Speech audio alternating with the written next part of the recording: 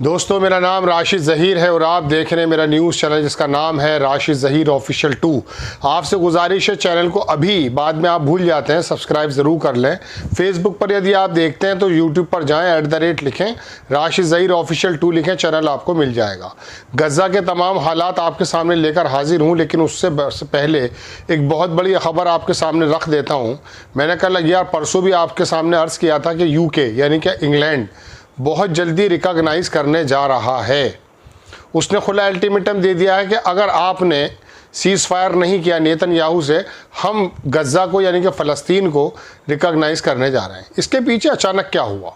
शुरुआत में उसके ऊपर प्रेशर थे, बाद में वो मुकर भी गया था स्टारमर, लेकिन उसके बावजूद क्या वजह हुई? मैं आपको दुनिया के बहुत बड़े अखबार की खबर सुनाऊंगा, इंडिपेंडेंट की।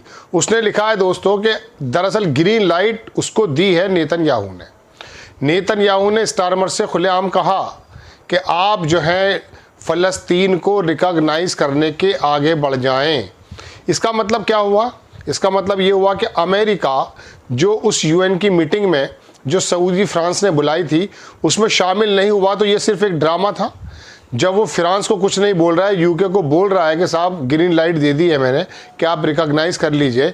इंग्लैंड के रिकॉग्नाइज़ करने का मतलब ये हो जाता है दोस्तों, हालांकि वेस्टर्न यूनियन, पूरा यूरोपियन यूनियन और तमाम चीन और रशिया पक्ष में है, लेकिन अगर ये 5 मुल्क जो कि UNO के परमानेंट मेंबर हैं, इनमें से लगातार सारे मुल्क अगर करते जा रहे हैं तो यानी अब UNO को ये करारदाद पास करनी ही पड़ेगी।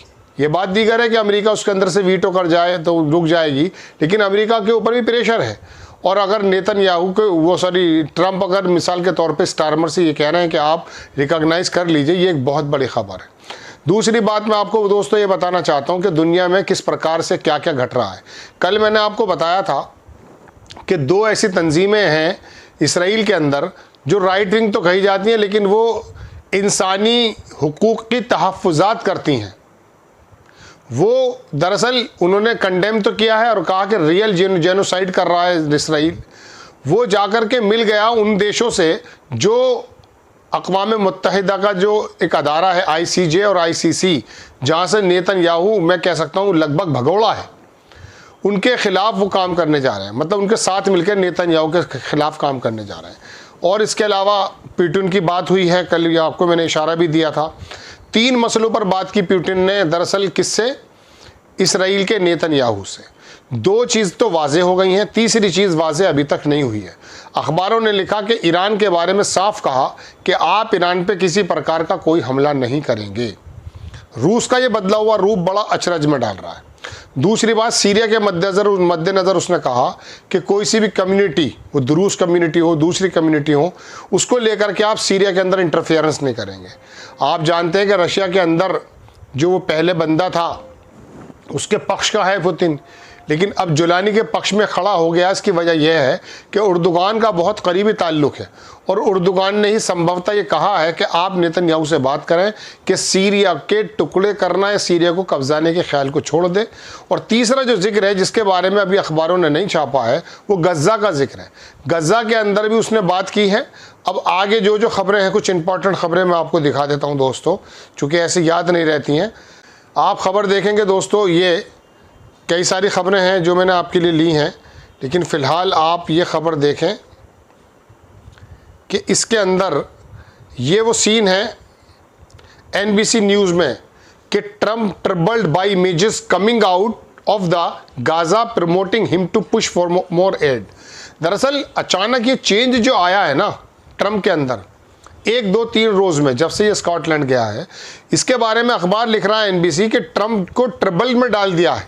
किस चीज़ ने? By images coming out from the Gaza. Gaza के अंदर जो बच्चे भूख से मरते जा रहे हैं, लोग वह दवाइयों के वजह से मर रहे हैं, वो तस्वीरें दरअसल ट्रम्प को परेशानी में डाल गई हैं और उसी वजह से उसने खुद भी और दुनिया से ये आह्वान किया है कि वहाँ पर मदद भेजी जाए। आप देखें, हैरट्स की खबर है, ये इसराइल का बड़ा अखबार है। इसमें लिखा ये असल में मागा जो है ना, मागा मेक अमेरिकन ग्रेट अगेन, जो उसका नारा था, उसके बारे में इसने लिखा है कि you are losing me as the evangelical backlash against Israel grows inside MAGA. MAGA को जिन लोगों ने पसंद किया है वो ज़्यादातर वो लोग हैं जो दरअसल नेतन्याहू को पसंद नहीं करते हैं। उनका कहना यह है कि वो भी लोग आपको छोड़ते जा रहे हैं अगर आप नेतन्याहू के पक्ष में खड़े मिलेंगे। ट्रंप ऑफिशियल थ्रेटन, ये ट्रंप को जो है ऑफिशियल ने बताया। दूसरी खबर देखें, ये भी हेरड्स की खबर दिखा रहा हूँ मैं आपको, 662 दिन हो चुके हैं। उसमें लिखा है हेरड्स ने, जो इसराइल का अखबार है, worst case scenario famine happening in Gaza, food crisis expert warn. मतलब ये बद से बदतर हालात हैं इस वक्त गाजा के अंदर, फेमाइन के, भुखमरी के, जो वहाँ पर कुछ नहीं मिल पा रहा है। ये वो अखबार है दोस्तों जो मैं आपको स्क्रीन पर, ये मैं लगाऊंगा ज़रूर, खुद ही लगाना पड़े भले ही। ये इंडिपेंडेंट का अखबार, इंडिपेंडेंट अखबार है। इसमें लिखा Trump gives Starmer green light to recognise Palestinian state. Trump ने दिया है स्टारमर को ग्रीन लाइट रिकॉग्नाइज करने के लिए फ़लस्तीन स्टेट को। बहुत बड़ी खबर है दोस्तों, ये सबसे बड़ी खबर यही है।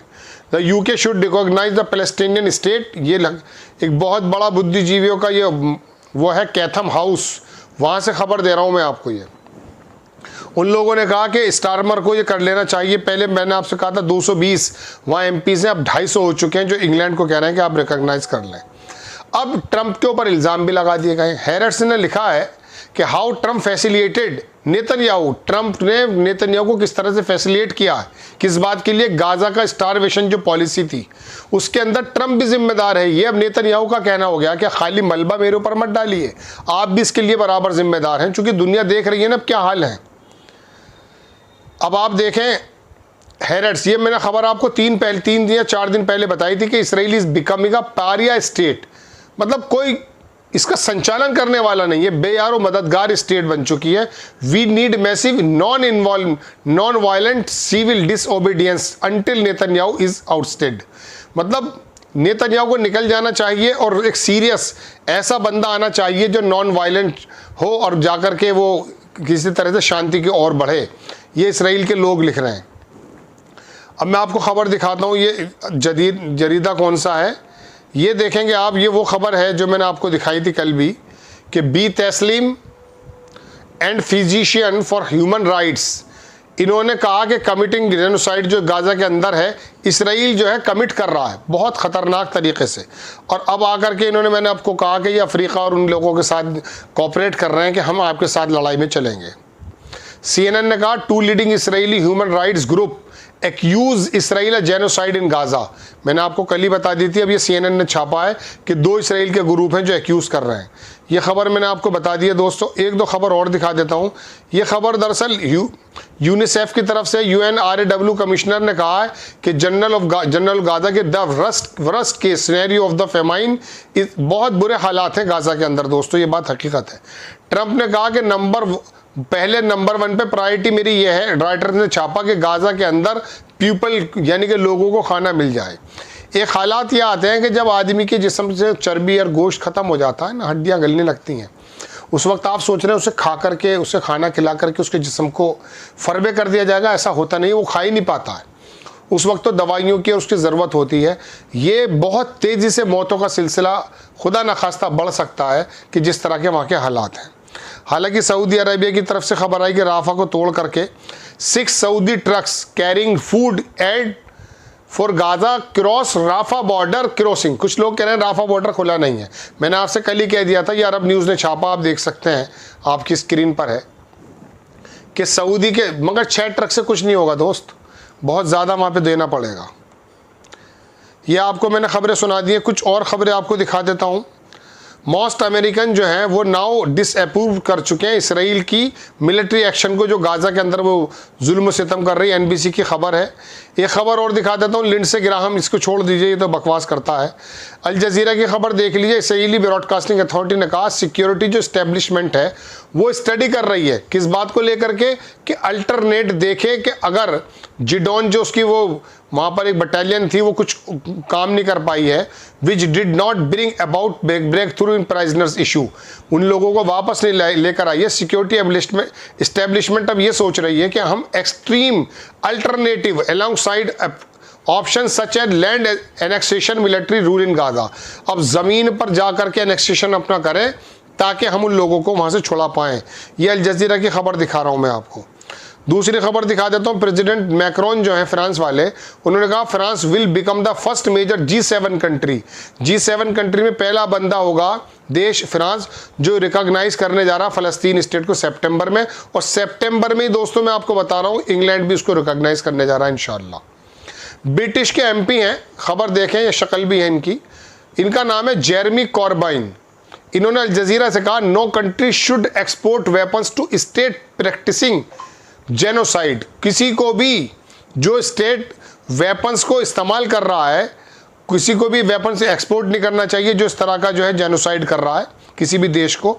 Israel has been guaranteed veto power do it as it replaces the time has come for everyone from the with Israel Britain should loudly declare that it will recognise of the state system. पूरी दुनिया को किसी को भी weapons नहीं देना चाहिए चूंकि जेनोसाइड कर रहा है, और इंग्लैंड को अब जो है आकर के इसको रिकॉग्नाइज कर लेना चाहिए। ये मैंने आपको खबर बता दी दोस्तों। कुछ और खबरें मैं आपको ताज़ी दिखा देता हूँ अल जजीरा से, जो मैं अभी देख ही रहा था। आप देखेंगे दोस्तों, ये अल जजीरा की खबरें मैं आपको लगा देता हूँ, एक सेकंड आप मेरे साथ बने रहिए। खोल रहा हूँ उसका, एक्चुअली मैंने स्क्रीनशॉट लिए नहीं थे, सिर्फ पढ़ा था कि क्या कर रहे हैं। और दुकान का बयान आया वो देख लीजिए। और दुकान कह रहा कि the images of the killing starvation, जो भूखमरी की तस्वीरें आ रही हैं वो बहुत ज़्यादा ब्रूटल हैं। Images came out from the Nazi camps. वो कह रहा है कि they will come the genocide against the people, Gaza will held accountable before the judiciary before history. आप बकवास करते रहिए, आप जब तक कुछ करेंगे नहीं तब तक काम नहीं बन पाएगा। दूसरी खबर मैं आपको दिखाता हूँ दोस्तों, ये obtaining clean water remains daily challenge. साफ पानी नहीं मिल पा रहा, UNRW कह रही है। Children Gaza wait a long lines under the sun for water, मतलब लाइन लगी रहती है, लोगों को मिल नहीं पाता है। ये फ़लस्तीन के अंदर एयर ड्रॉप डाली जा रही हैं, खाना डाला जा रहा है। फ़लस्तीन collect air drop from the sea. दूसरी खबर मैं आपको बताऊं, कुछ शहीदों को, कुछ लोगों को मार दिया गया जो लाइन में लगे हुए थे। एक जगह 8 की खबर है, एक जगह 3 की खबर है, ये आपको मैंने बता दिया। एक खबर मैं आपको और दिखाता हूँ। एक्चुअली ये इस तरह से करके ना इसको ट्रांसलेट किया जाता है, चूँकि अरबी के अंदर रहता है। सिटी ऑफ द या था हेब्रोन, इसको छोड़ दीजिए। दूसरी खबर दिखाता हूँ, ये लोग बराबर ये लाशों को ले जा रहे हैं दोस्तों, मेरे सामने इनकी खबर है, आपको दिखा नहीं पाऊँगा, माफ़ी चाहूँगा। वो इमदाद में लोग लगे हुए हैं। अल जजीरा ने बताया कि इसराइली ऑक्यूपेशन जो है उसने अरेस्ट किए 8 फ़लस्तीनियों को रेड करते हुए उम्मुल खैर वेस्ट बैंक के अंदर। आपको दूसरी खबर दिखाता हूं दोस्तों, ये बता ये रहे हैं कि एपिटाइट, भूख जो है वो बहुत ज़्यादा बढ़ चुकी है। फ़लस्तीनी लोग, घर के लोगों के घरों को उजाड़ा जा रहा है। वेस्ट बैंक के अंदर 9000 एकड़ एरिया सीज कर दिया गया है।